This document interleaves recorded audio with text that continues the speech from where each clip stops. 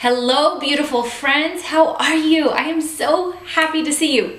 What's up? I got bangs. I was so excited for a little change. This has been a long time coming. I used to be so quick to just jump into change of my hair, and then I changed my hair so much that people would just be like, why are you changing your hair so much? And then I started caring about what people thought, and then I stopped changing my hair. So when I was trying to do bangs, I was thinking, why am I having such a hard time deciding whether or not I want bangs? I want bangs, but I was scared of someone saying, why did you change your hair again? So here's the thing. I believe that you need to do you just as I need to do me, without caring what people are gonna think. People are gonna have opinions about you all day long. What matters is what you think about you. My name is Libier, and I am a blogger at libier.com. I love to encourage and inspire women of all ages to love who they are, to be inspired through beauty, style, and just using their brains to be better versions of themselves. I believe that there's something that is so special and profound when a woman embraces all of herself, and I am on the journey and search for that myself, and I just want to help anyone else that I can with something that I've already learned, or with even my failures. You know, if you see me and you see me failing, you might think that's not the way I want to be. And I love to be able to learn from others as well. So I don't know, I think there's amazingness that happens when you realize that you still have a lot of room to grow, and it's okay to make mistakes and fail. Anyway, welcome to my channel. If you are a subscriber, thank you so much that you've subscribed to my channel. If you're new here, thank you so much for your time. I know it's valuable. Today I'm going to be encouraging you with my broken story. I really hope that this encourages you wherever you're at in your life, whatever has happened to you, whatever trials you've weathered. I pray and I hope that this video would inspire you to know that there's nothing that God can't heal you from. There's nothing that God can't take you from and use horrible situations into positive ways. So here is just a little bit about my story, just because I think that it's important for me to share it with someone, because I know someone out there needs to hear what I have to say. So this video is going to talk about my sexual abuse. So if you are tender-hearted with that and you don't want to hear about it, I completely understand. This is your time to just shut it off and go to a different video. I have plenty others that don't talk about this subject. I have beauty tips, fashion, style type of videos as well. So you can peruse on my channel if you would like, if you don't want to watch this video. But if you are interested in hearing my testimony and my story, please keep on watching. So 3 years ago, yesterday, I remembered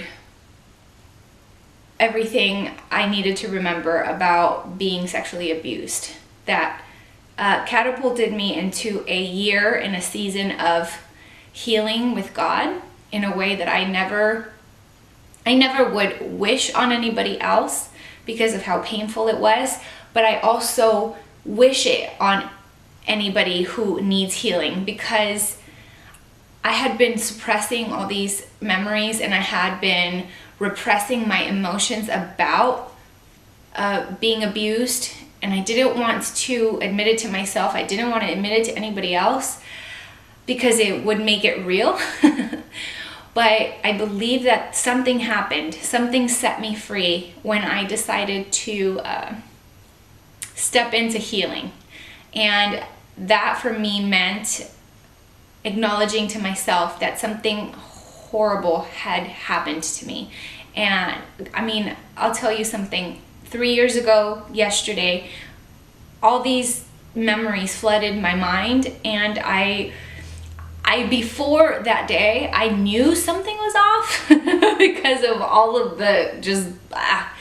the promiscuity in my life, all of the issues that I was dealing with from an itty bitty kid. I struggled with severely low self-esteem. I struggled with cutting myself. I struggled with bulimia. I struggled with self-hatred and depression, and a host of other things that really really hindered me from knowing who I was, from loving myself, from respecting myself. And I made a lot of really awful choices that were hinging on my hurt. So even though I was repressing and suppressing memories and I didn't want to deal with the issues, I was still living out my hurt.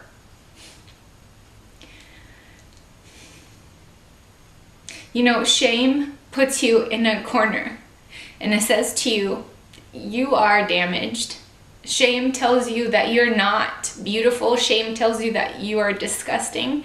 Shame will tell you that you're the only one that these things have ever happened to. Shame will shove you in a corner and bind you with tricks and tips to look fine on the outer shell, but feel terrible on the inside. And I was living in that space for so long. I was literally like, I felt bound to myself almost, not able to be free, to be who I really am.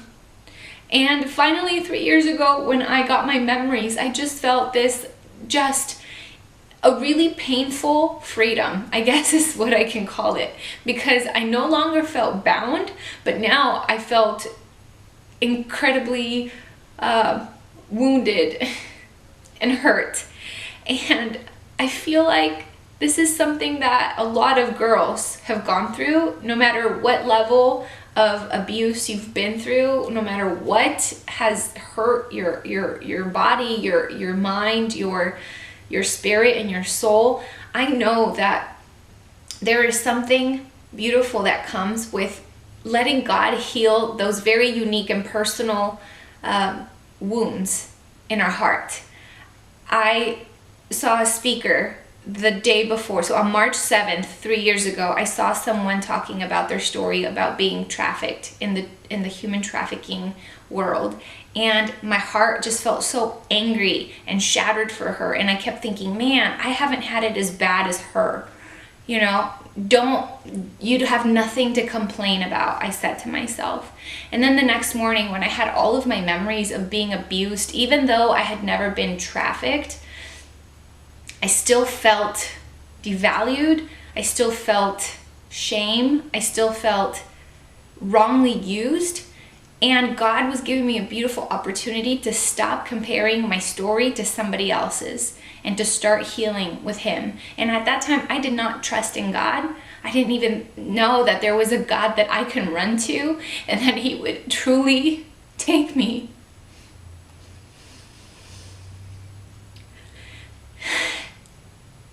And heal me and love me and redeem me in a way that would help me to have this confidence, not in myself, but in Him. I didn't know that there was something available out there that could not only love me with this passionate love that I was looking for and longing for, and all of the things that I kept going back to, like toxic relationships or addiction and distraction. I didn't know that there was a God Almighty that could turn around what had been done to me and make it good. I had to face my issues for an entire year, and I had to be so broken and let that little girl that was so badly hurt, to have her feelings and to be angry and to grieve and to be sad.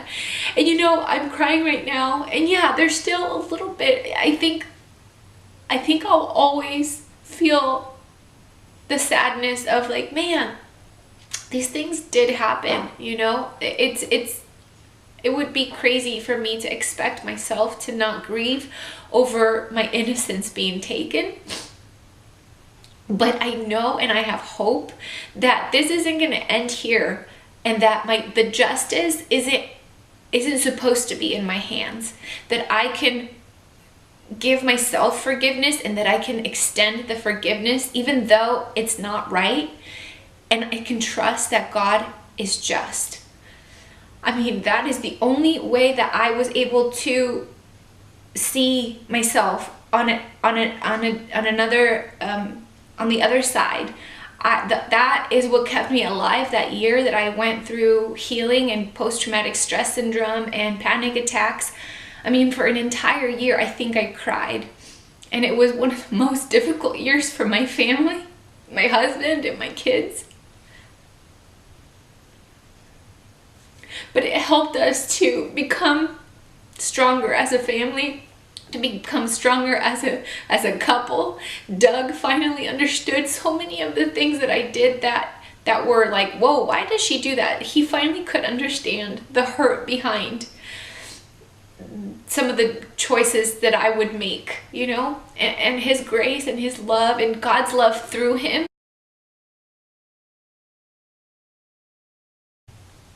There's a difference between self-pity and self-respect and acknowledging that you've gone through a hard time, and compassion towards yourself and grace and love towards yourself.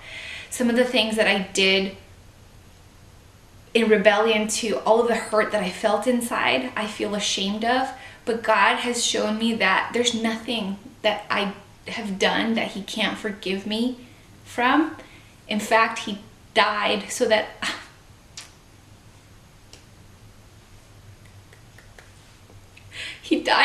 I could live a life of freedom and abundance. He died so you could live a life of freedom and abundance, no matter what you've done, no matter what has been done to you. And there is life on the other side. I will tell you, I thought the pain would consume me, and I didn't want to deal with it. That's why I would mask it in any other way. I would go and eat food. I would go and drink alcohol. I would go and distract shopping. I would go and try to fill my day so much that I would not feel. But guess what? I wasn't living in freedom. Now I'm living in freedom, and I know when a wave of grief over my past comes, I accept it. I accept the anger. I accept the hurt. I accept the feeling like, why would this happen to me? I let those feelings just come, and then I remind myself that I serve a God who is mighty, that I serve a God who is so good. And he can and will turn all of the ashes into beauty. So my prayer for you today is that if you have ever been hurt in any way, that you would call out to God and that you would ask him to not just be in your life like some sort of like, oh, nebulous, like God is God thing. No, God is so specific and wants to specifically heal you uniquely for anything that has wronged you. And he wants to cover you, and he wants to remind you that he is not going to just let it go. It's not like, oh, I forgive and I'm healing and I let go of the past. It's so easy for people to say, just let go of the past, let go, don't focus on that. No, I believe there is something beautiful when a person focuses on healing, and focusing on the healing means going through the pain. And when you're going through the pain, you're going through it, and it's okay to say you're not okay. It's okay to say that you're having a rough time. Man, it's okay to cry and grieve. God is weeping with you. He's never gonna leave you. He's gonna go through it with you. He's holding you by the right hand. But the pain is not going to consume you. You're gonna learn that you are able and capable to withstand pain, especially emotional pain, which feels so weird. You don't see it, you don't know when it comes, like it just literally like sometimes blindsides you. I hope that you know that you are loved and cherished, and that you have value and you have worth, and nothing can take your dignity away from you. That's what I've learned. I've learned to sit up straight and look up and say, hey, I am not damaged goods. I am not some piece of meat. I am not just a body. I am a spirit and a person who is lovely because I am created by the most beautiful creator. And you are too. I love you, and I thank you for hearing a part of my story. next week, we're gonna have a style video on Friday. So you could be looking forward to something that is a little less heavy than this. Thank you so much for watching. Bye.